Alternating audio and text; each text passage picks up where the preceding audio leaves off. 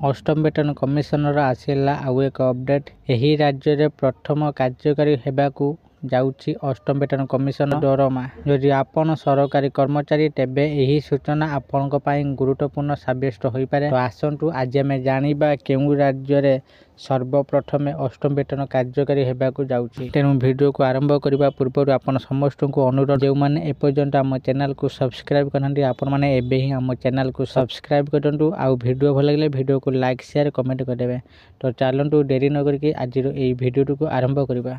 नूतन वर्ष अवसर में आसाम रे सरकारी कर्मचारी एवं पेंशन भोगी एक बड़ खबर आसी। मुख्यमंत्री हिमंत विश्व शर्मा एक बड़ घोषणा करुछंती, जहाँ द्वारा आसाम देशर प्रथम राज्य भाव में अष्टम राज्य वेतन कमिशन गठन करने को निष्पत्ति नेछि।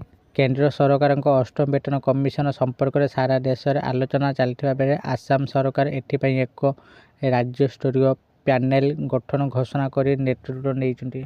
मुख्यमंत्री शर्मा कहिछंती जे एही पदक्षेप कर्मचारी कल्याण पाई एक ऐतिहासिक निष्पत्ति। अष्टम वेतन कमिशन गठन हेबा परे लक्ष लक्ष राज्य सरकारी कर्मचारी दरमा एवं अवसर प्राप्त कर्मचारी पेंशन रे एक उल्लेखनीय वृद्धि घटिबो बोली आशा करा जाउछि। साधारणतः प्रति 10 वर्षर थरे गोटे दरमा कमिशन गठन करा जाए। पूर्व वेतन कमिशन सप्तम 2026 रे कार्यकारी होइतिला एवं सेबेठारु कर्मचारी माने 2026 रु नूतन वेतन आशा करि आसुचंती। केंद्र सरकार जस्टिस अवसर प्राप्त रंजना देसाई अध्यक्षतार 3 नवेम्बर 2025 रे अष्टम केंद्रीय वेतन कमिशन गठन करथिले। एही केंद्रीय पैनेल को एहार रिपोर्ट दाखल करने को 18 मास समय दिया जाइए। कर्मचारी माने कौन पाइबे? फिटमेंट फैक्टर रे उन्नति मौलिक दरमा वृद्धि करिबो।